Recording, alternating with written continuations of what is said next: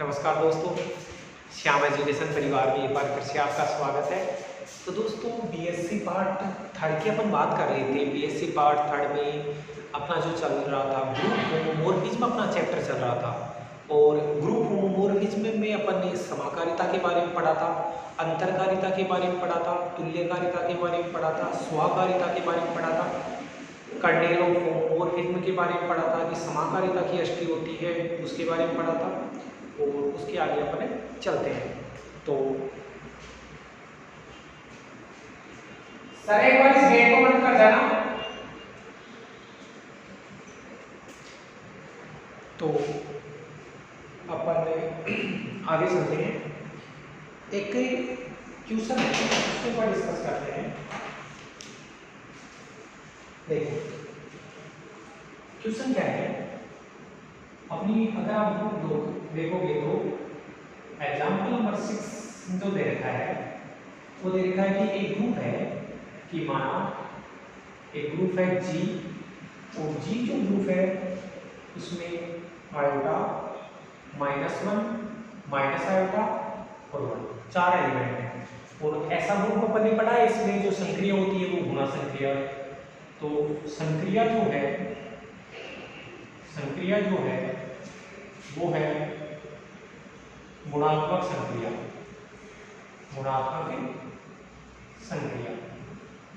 संक्रिया जो है वो गुणात्मक संक्रिया है। तब एक प्रतिचित्रण दिया है। तब प्रतिचित्रण f एक प्रतिचित्रण है z प्लस से g डॉट के ऊपर एक प्रतिचित्रण है। और प्रतिचित्रण किस प्रकार से f ऑफ जैसे x एलिमेंट मान लो x में कोई इंटीजर लेता हूं तो वो आयोटा की पावर x पे मैप होता है। ठीक है दोस्तों।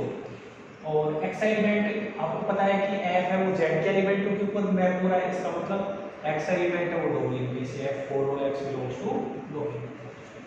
तब सिद्ध करो कि ये जो फंक्शन है वो क्या होगा, एक आच्छादक है समाकारिता होगा।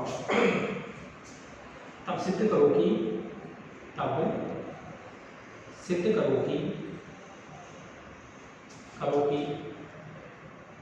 f आच्छादक है। तब सिद्ध करो कि f आच्छादक है समाकारिता है। f को आच्छादक समाकारिता से करना है। अब दोस्तों आच्छादक समाकारिता की बात जब भी आच्छादक समाकारिता की बात आती है तो अपने को दो चीजें बतानी होती है। एक तो अपने को बताना होता है समाकारिता और दूसरा अपने को बताना होता है आच्छादक। ठीक है। तो सॉल्यूशन पार्ट में अगर अपन चले तो अपने को क्या दिया है z प्लस तो दिया है पूर्णांकों का ग्रुप, और g जो ग्रुप दिया है वो कॉम्प्लेक्स नंबर का एक ग्रुप है जिसमें आयोटा माइनस 1 और 1 है और संक्रिया है। और फंक्शन परिभाषित करके दिया है f ऑफ x बराबर आयोटा की पावर x। तो सबसे पहले तो लिख देंगे गिवन दैट फंक्शन f है वो z प्लस से g डॉट के ऊपर परिभाषित है। इस प्रकार परिभाषित है कि f ऑफ x, अब f हम z के एलिमेंटों के ऊपर ऑपरेट होगा तो f ऑफ x बराबर दे रहा है अपने को आयोटा की पावर x, और x एलिमेंट कहाँ का ले रहे हैं z का इंटीजर ले रहे हैं। और साथ के अंदर जो g है उसके बारे में बताया है कि ये जो ग्रुप है उसमें 1 -1 आयोटा और माइनस आयोटा ये चार एलिमेंट है। अपने को बताना है आच्छादक समाकारिता। तो आच्छादक समाकारिता बताने के लिए आच्छादक भी बताना पड़ेगा और समाकारिता भी बताना पड़ेगा। तो सबसे पहले तो अपन बोल देते हैं समाकारिता, जिसको होमोमोर्फिज्म बोला जाता है। समाकारिता दोस्तों जब भी समाकारिता की बात होती है तो डोमेन के दो एलिमेंट लिए जाते हैं। अपना डोमेन क्या है z, तो इसके दो एलिमेंट ले लो तो let x and y belongs to z। Okay. अब डोमेन के अंदर जो संक्रिया है वो प्लस है, इसलिए f x प्लस y बराबर है। अब फंक्शन कैसे परिभाषित कर रखा है f ऑफ x बराबर आयोटा की पावर x, तो इसको लिख देंगे आयोटा की पावर x प्लस y। बताओ दोस्तों इस चीज को अपन ऐसे लिख सकते हैं ना, इसको आयोटा की पावर x इंटू आयोटा की पावर y। आपको पता है आधार समान होता है तो घातें जुड़ जाती है। और आयोटा की पावर x को मैं लिख दूंगा fx इनटू fy। आयोटा की पावर x को लिख दूंगा fx और ये हो गया fy। देखो x एलिमेंट z का था तो fx किसका बना, g का, और बीच के अंदर डॉट संक्रिया आई है, इसका मतलब f है वो अलग अलग एलिमेंटों के साथ में चला गया और संक्रिया भी डॉट होगी, तो बोल देंगे अतः f समाकारिता है। बस समाकारिता बताने के लिए f है वो अलग अलग हो जाना चाहिए दोनों एलिमेंटों के साथ में, और बीच में जो ऑपरेशन आना चाहिए वो कोडोमिन वाला आना चाहिए, तो कोडोमिन का ऑपरेशन भी आ रहा है। दूसरा अपने को बताना है आच्छादक, दूसरा अपने को बताना है दोस्तों आच्छादक। आच्छादक कौन है, तो आच्छादक में क्या होता है कि प्रत्येक एलिमेंट की प्री इमेज होनी चाहिए, तो मान लेते हैं कि लैटिन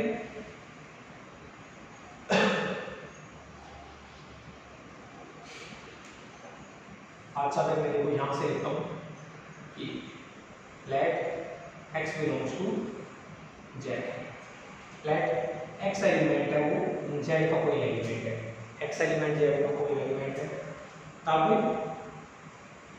फॉर आप x बराबर 4p मान लो, तब x का मान या तो 4p होगा या x का मान 4p + 1 होगा, या x का मान 4p + 2 हो सकता है, या x का मान 4p + 3 हो सकता है। इन तीनों में से कोई भी x का एक मान होगा। और जहां पे मान लो कि जैसे p इंटीजर है, p कोई भी इंटीजर है तो x का मान 4p होगा या 4p + 1 होगा या 4p + 2 होगा या 4p + 3 होगा। क्यों मैं ऐसा बोल रहा हूँ, अगर p इंटीजर है तो ये इंटीजर हो जाएगा, जैसे मान लो p का मान 1 है तो x का मान 4 हो गया, 5 हो गया, 6 हो गया, 7 हो गया। अगर p का मान 2 है तो 8 हो गया, 9 हो गया, 10 हो गया, 11 हो गया। सही है ना। नाउ f ऑफ x बराबर आयोटा की पावर x बराबर, अगर x का मान 4p ले रहा हूं, अगर मैं x का मान 4p ले रहा हूं तो यहां 4p रखूं तो आयोटा की पावर में 4 होता है तो उसका मान कितना होता है 1।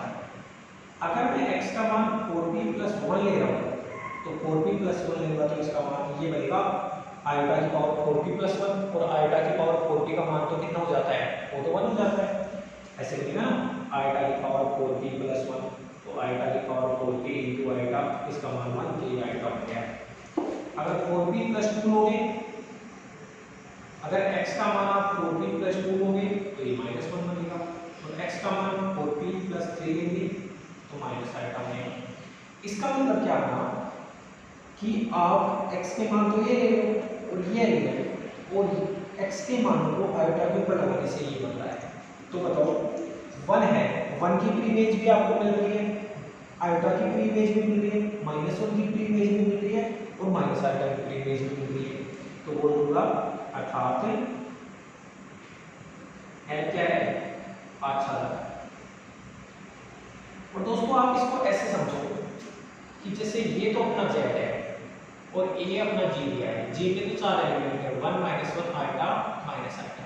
अब z में बहुत सारे एलिमेंट है, जैसे 0 है, मान लो z का एलिमेंट तो 0 है तो आयोटा की पावर 0 1, तो 0 तो मैं हुआ 1 पे, 1 है z के अंदर 1 एलिमेंट आएगा तो 1 रखा तो आयोटा की पावर 1, तो ये यहाँ पे बन गया। 2 है तो 2 आयोटा स्क्वायर का मान -1, 2 है वो इसके ऊपर मैप हुआ, 3 है वो इसके ऊपर मैप हो जाएगा, फिर 4 है तो आयोटा के 4 का मान 1 वो इसके ऊपर मैप हो जाएगा, फिर 5 है, 5 किसके ऊपर मैप होगा, ये इसके ऊपर मैप होगा। तो देखो इधर के प्रत्येक एलिमेंट की प्री इमेज मिल रही है, ये क्या है अपना कोडोमेन, इस कोडोमेन के प्रत्येक एलिमेंट की प्री इमेज मिल रही है z में, तो आच्छादक हो गया, और ये इसको लिखने का तरीका है, तो एककी भी हो गया और आच्छादक भी हो गया। इसका मतलब क्या है कि अपना जो g है, g से अपने z + से g डॉट के ऊपर आपने जो फंक्शन f परिभाषित किया था वो समाकारिता भी है और आच्छादक भी है। इसका मतलब आप बोल दोगे कि ये क्या है, ये है आच्छादक समाकारिता। तो आप इसको उदाहरण एक बार, फिर अपन नेक्स्ट क्वेश्चन की तरफ चलते हैं।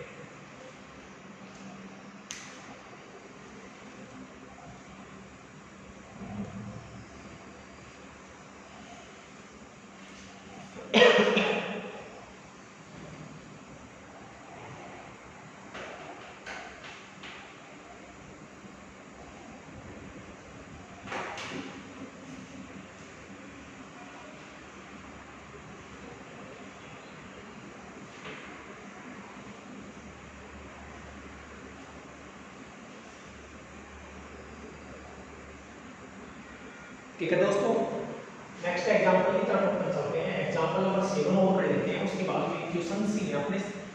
एग्जांपल नंबर 7 और कर लेते हैं, उसके बाद में कुछ थ्योरम से बहुत इंपॉर्टेंट तो इसके बाद हटा देता हूं। आप वीडियो को पॉज कर लिया करो या स्क्रीनशॉट ले लिया करो।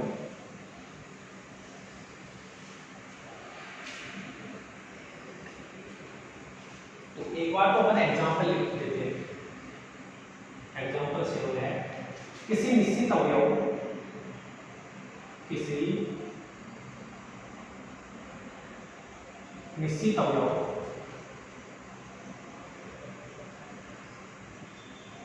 x बिलोंग्स टू g के लिए,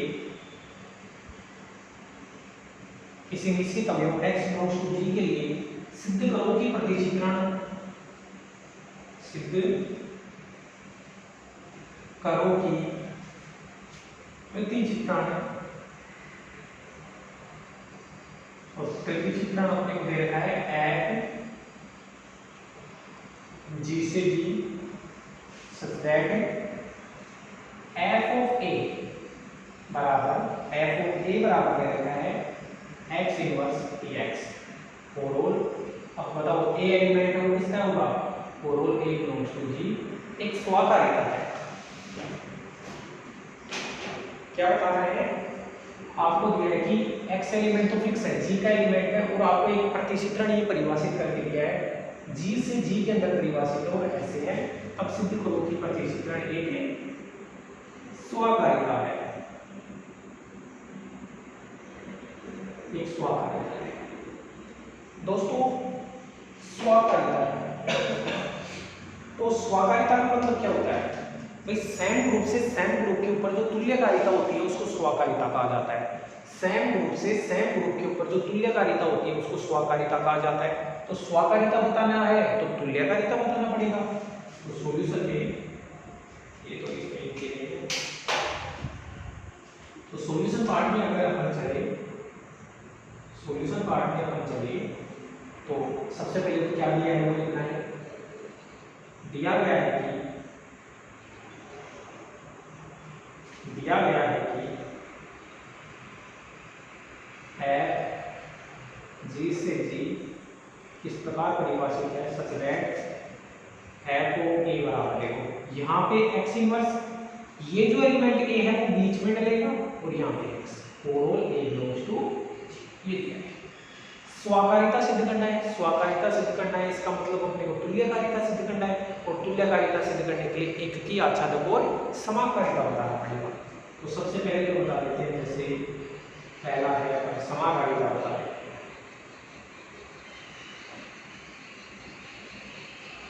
समाकारिता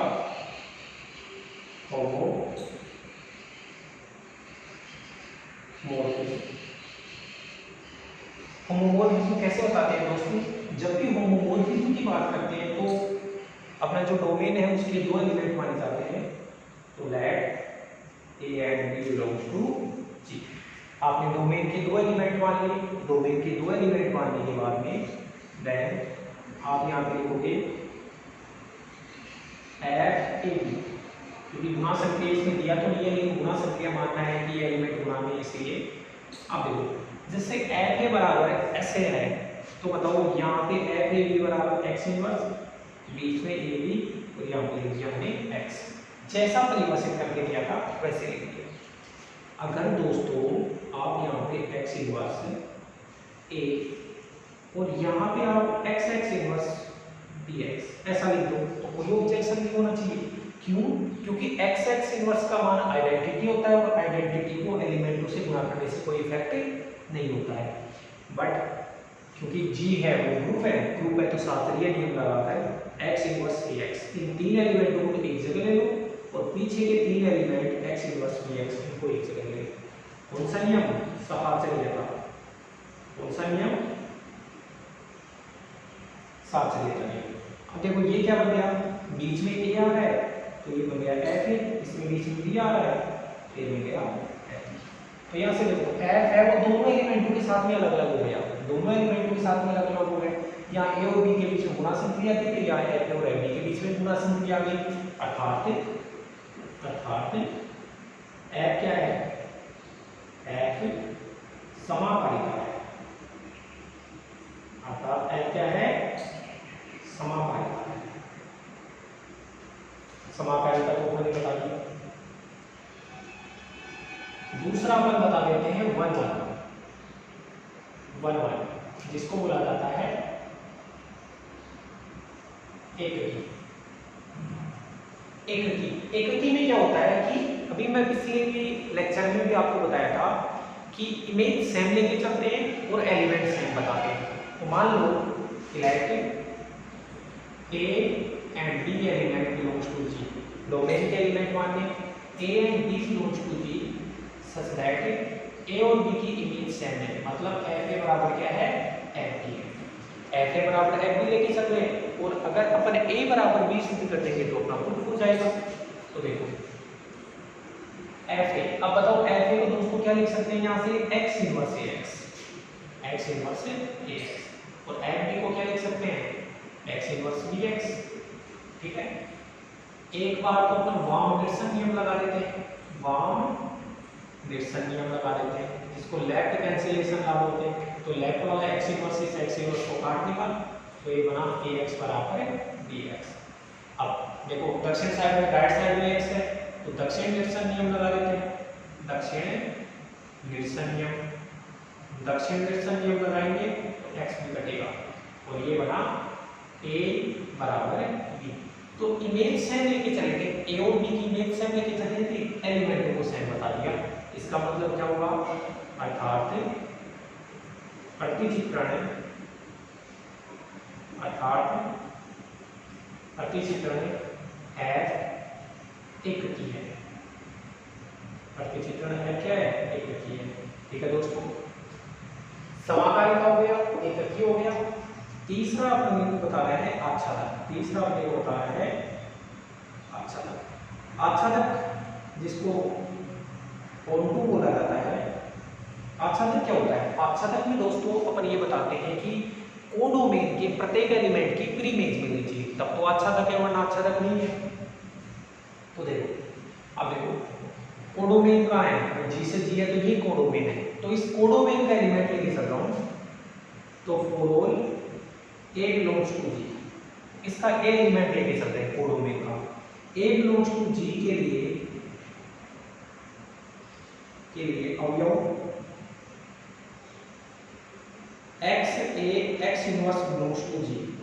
अब देखो ये for A belongs to G लिखता हूँ, वो तो कोडोमेन का होता है, और ये जो एलिमेंट लिखता हूँ ये जी, वो किसका होता है, ये डोमेन का होता है। तो इसके प्रत्येक एलिमेंट के लिए आपको डोमेन में X A X inverse belongs to G, ये डोमेन वाला जी है। जी इस प्रकार है कि देखो आपको आच्छादक लिखने का तरीका जाना चाहिए, बहुत सारी क्वेश्चन कर ली।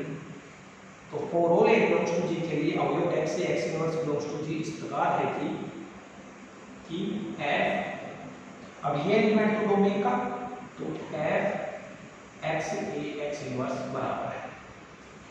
अब जैसे मान लो कि यहाँ अल्फा है तो आप एक्स इनवर्स अल्फा एक्स लिखोगे ना, तो एक्स इनवर्स और ये बीच वाला यहाँ चिपका दो एक्स ए एक्स इनवर्स, और ये देखो ए है तो ए और पीछे एक्स लगता है, ये एक्स लगा दिया। अरे जैसे इसको पूरी को अल्फा मान लो ना, तो x inverse alpha x. Okay, अब आप इन दोनों एलिमेंट को एक जगह एक्स इनवर्स एक्स को एक जगह, ये ए बच गया, एक्स इनवर्स एक्स को एक जगह, ये करने से ये आइडेंटिटी हो गया, ये ए हो गया, ये भी आइडेंटिटी हो गया, कहने का मतलब ये। और फोर ये किसका है, कोडोमेन का एलिमेंट है।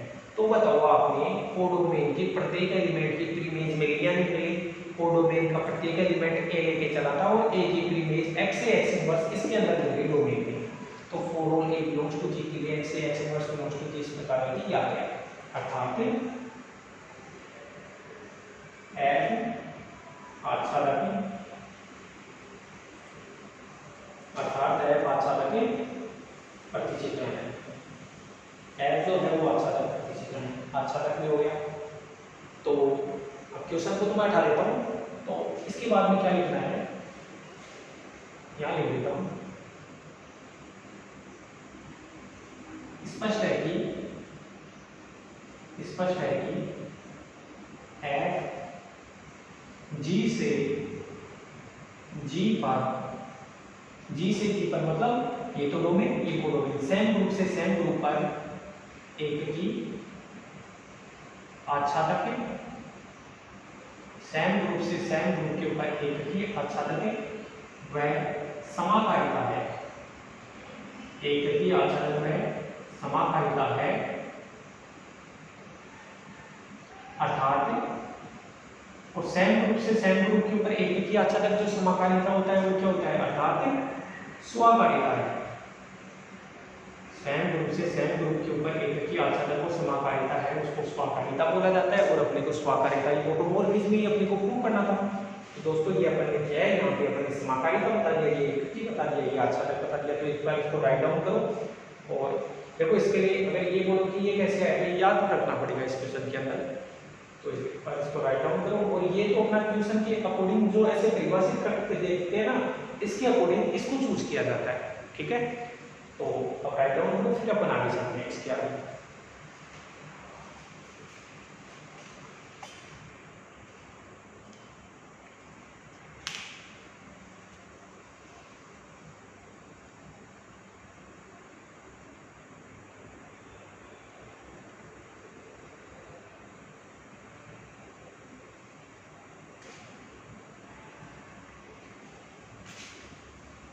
दोस्तों अब थ्योरम है, इसमें पहली थ्योरम है,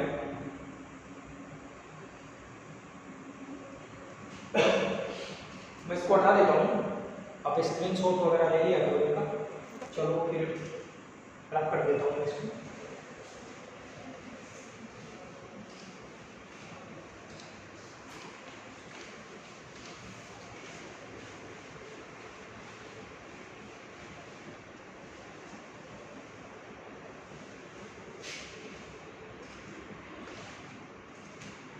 तो पहली थ्योरम है, इंपॉर्टेंट है।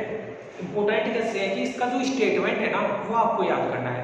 और शायद ये 2018 में भी एग्जाम में पूछी गई थी, तो एग्जाम की दृष्टि से भी इंपॉर्टेंट है इसका प्रूफ। तो और स्टेटमेंट है वो कंपटीशन के लिए भी इंपॉर्टेंट है। और आगे की जितनी भी थ्योरम करेंगे ना उनमें इस थ्योरम का स्टेटमेंट काम में आएगा, इसका स्टेटमेंट भी आपको याद करना है। थ्योरम नंबर फर्स्ट क्या है, देखो क्या है कि यदि जी व जी डैश दो ग्रुप है,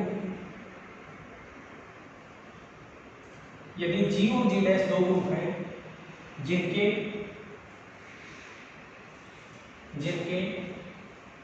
तत्सम अवयव आइडेंटिटी एलिमेंट, जिनके तत्सम अवयव क्रमशः ई व ई डैश है, जिनके तत्सम अवयव क्रमशः ई व ई डैश है। इसका मतलब क्या हुआ दोस्तों कि जो जी ग्रुप है उसका तत्सम अवयव तो ई है और जो जी डैश है उसका तत्सम अवयव ई डैश है। माना कि जी व जी डैश दो ग्रुप है जिनके तत्सम अवयव क्रमशः ई व ई डैश है, तथा एफ जी से जी डैश में तथा एफ है वो जी से जी डैश में समाकारिता हो, तथा एफ जी से जी डैश में समाकारिता हो, तथा एफ जी से जी डैश में समाकारिता हो, तो सिद्ध करो कि अब देखो आपको क्या सिद्ध करना है कि पहला आपको सिद्ध करना है कि अगर आपने जी के आइडेंटिटी एलिमेंट के ऊपर एफ लगाया, अगर आपने जी के आइडेंटिटी एलिमेंट के ऊपर एफ लगाया तो जी डैश का आइडेंटिटी एलिमेंट बनता है। मतलब मैं ऐसे कह सकता हूं कि जी के आइडेंटिटी एलिमेंट का जो प्रतिबिंब है ना वो जी डैश का आइडेंटिटी एलिमेंट है। और दूसरा अपने को ये सिद्ध करना है कि जी के किसी एलिमेंट का इनवर्स, जी के किसी एलिमेंट का इनवर्स है उसका अगर आप प्रतिबिंब बना रहे हो तो ये जो होता है वो एफ ए के इनवर्स के बराबर होता है। ये दो चीजें अपने को सिद्ध करनी है। क्या है कि जी और जी डैश दो ग्रुप हैं और जी से जी डैश में कोई समाकारिता एफ है और जी और जी डैश के तत्सम अवयव क्रम से ई और ई डैश है, तो एफ ए बराबर ई डैश होता है, एफ ए बराबर ई डैश। तो मैं ऐसे कर सकता हूँ कि जी के तत्सम अवयव का एफ प्रतिबिंब जी डैश का तत्सम अवयव होता है। लैंग्वेज रूप में लिखना चाहूँ तो ऐसे, और इसको लैंग्वेज रूप में एफ ए इनवर्स के ऊपर एफ लगा देते हो तो ये एफ ए का होल इनवर्स बन जाता है। इनको याद करना है। और इस चीज को लैंग्वेज रूप में बोलना चाहूँ तो मैं क्या बोलूँगा कि जी के किसी अवयव ए के प्रतिबिंब, सॉरी जी के किसी अवयव ए के प्रतिलोम का प्रतिबिंब है। पहले आपने प्रतिलोम निकाला ना, ए इनवर्स निकाला ना, तो जी के किसी अवयव ए के प्रतिलोम का प्रतिबिंब है, वो प्रतिबिंब के प्रतिलोम के बराबर होता है। ए अवयव का प्रतिबिंब क्या होता है एफ ए। तो देखो प्रतिबिंब यहां से क्या निकला, प्रतिलोम का प्रतिबिंब प्रतिबिंब के प्रतिलोम के बराबर है। यहां से तो पहले प्रतिलोम निकाल के प्रतिबिंब लिख रहे हैं और यहां से पहले प्रतिबिंब लिख के बाद में प्रतिलोम निकाला है। तो ये अपने को याद करना है। सॉरी दोस्तों। तो प्रूफ हार्ट के अपन चलते हैं। तो सबसे पहले तो दोस्तों कि जब भी ऐसे थ्योरम्स आए तो अपने को क्या करना है कि एक तो अभी तक जो पढ़ा है वो तो याद होना ही चाहिए, और थ्योरम्स को अलजेब्रा में प्रूव करने का सबसे आसान तरीका ये है कि जितनी डेफिनेशंस है वो सारी याद हो जानी चाहिए। तो सबसे पहले तो ये देखिए भाई क्या दिया है, तो गिवन दैट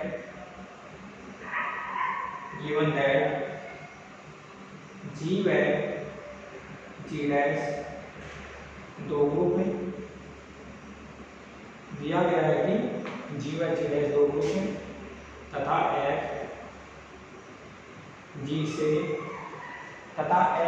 जी डैश में क्या है, तथा एफ जी से जी डैश में समाकारिता है। ओके। यह भी दिया गया है कि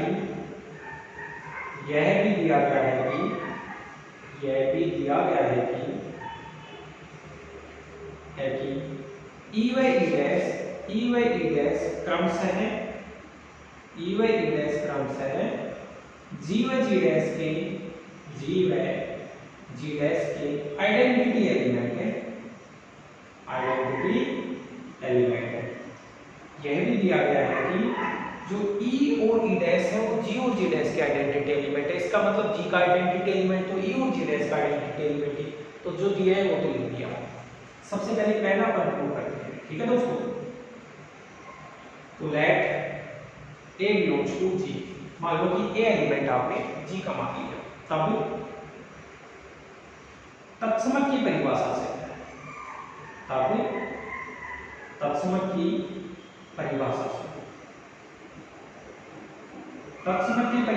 दोस्तों आप ये बोलोगे कि ए एलिमेंट है। अब ए एलिमेंट को मान लो कि जी के अंदर तो संक्रिया मान लो डॉट, या जी के अंदर संक्रिया मान लो स्टार मान लो, और जी डैश के अंदर संक्रिया मान लो डॉट। तो ये लिखना है कि भाई जी के अंदर तो जो संक्रिया है वो स्टार है, और जी डैश के अंदर जो संक्रिया है वो कितनी है, वो मान लो। ठीक है, ये भी दो चीजें होगी।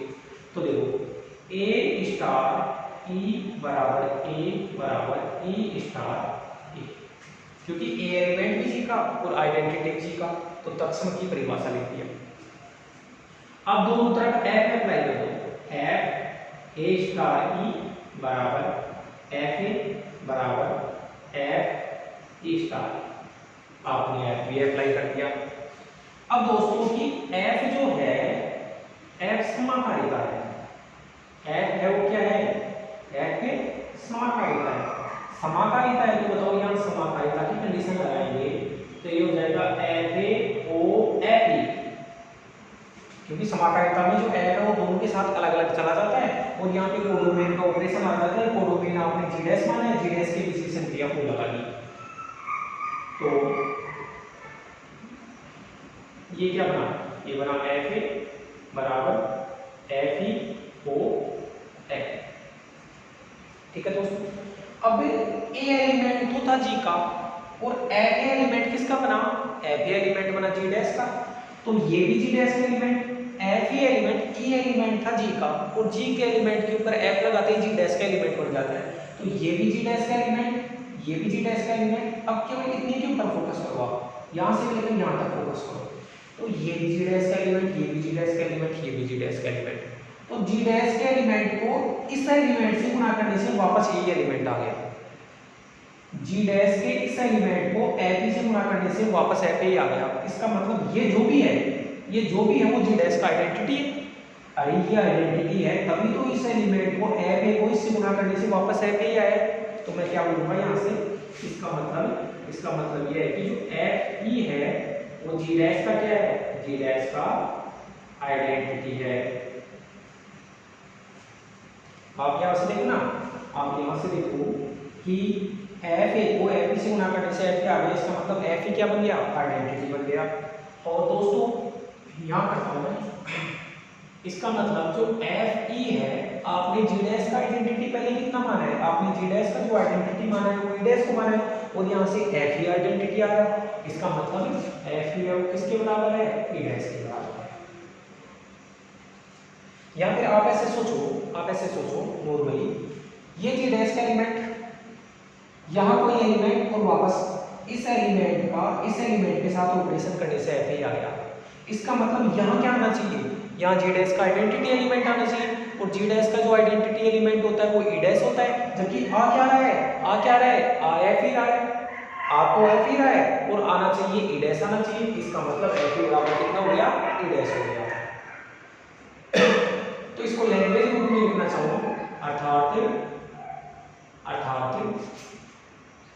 देखो इसको ऐसे बोलूंगा कि जी के तत्समक अवयव का एक प्रतिबिंब है वो जी डैश का तत्समक अवयव होता है। अर्थात जी के तत्समक अवयव का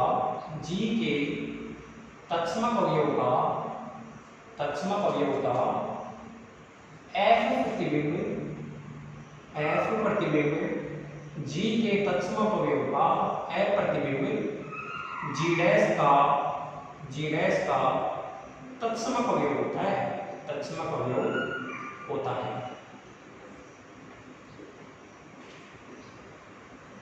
जी के तत्समक अवयव का जो एफ प्रतिबिंब है वो जी डैश का तत्समक अवयव होता है। तो अपना ये वाला तो प्रूफ हो गया। अब इसके बारे में बात करेंगे। तो सेकंड में मान लेते हैं कि लेट ए एलिमेंट जी का, तब प्रतिलोम की परिभाषा से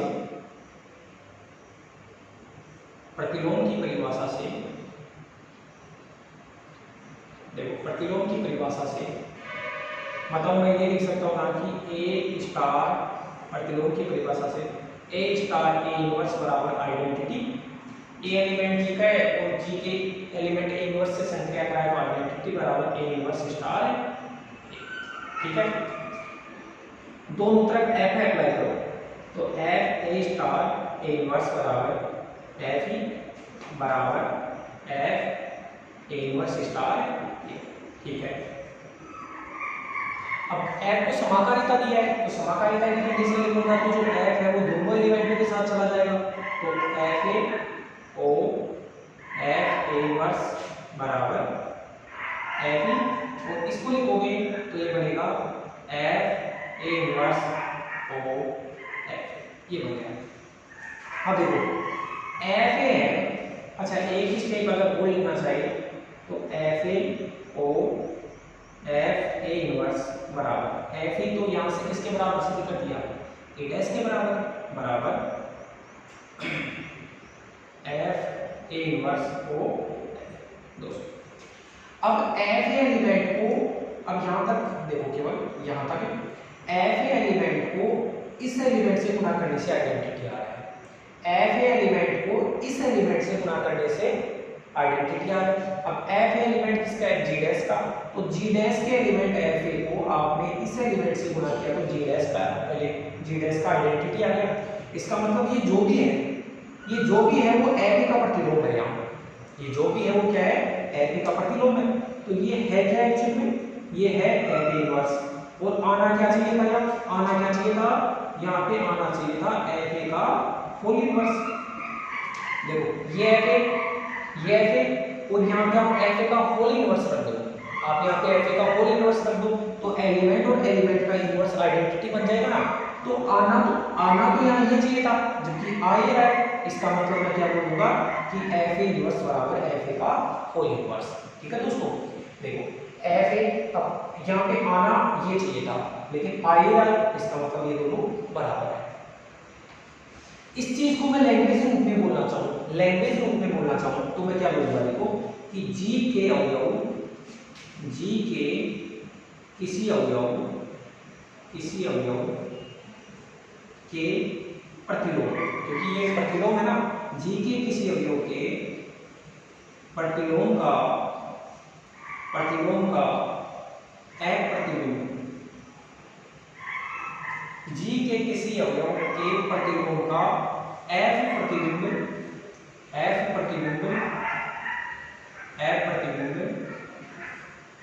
जी के किसी अवयव के प्रतिबिंब का, जी के किसी अवयव के प्रतिलोम का जो एफ प्रतिबिंब है, जी के किसी अवयव के प्रतिलोम का एफ प्रतिबिंब जी डैश में, ये देखो जी डैश में प्रतिबिंब के प्रतिलोम के बराबर होता है, जी डैश में प्रतिबिंब के प्रतिलोम के बराबर होता है, प्रतिलोम के बराबर होता है। ठीक है दोस्तों, क्योंकि ये तो प्रतिबिंब ए का प्रतिबिंब एफ है और इसका प्रतिलोम एफ का इनवर्स। तो लैंग्वेज रूप में बोले तो जी के किसी अवयव ए के प्रतिबिंब का, ए के प्रतिलोम का प्रतिबिंब है, वो प्रतिबिंब के प्रतिलोम के बराबर होता है। तो थ्योरम थी, अगर आपको ये याद नहीं होता तो कोई दिक्कत नहीं है, आपको तो डायरेक्ट ये याद रखना है कि एफ ई बराबर ई इनवर्स होता है, एफ ई बराबर ई इनवर्स होता है और एफ ए इनवर्स बराबर एफ ए का होल इनवर्स होता है। तो एक बार आप इस थ्योरम को राइट डाउन करें दोस्तों।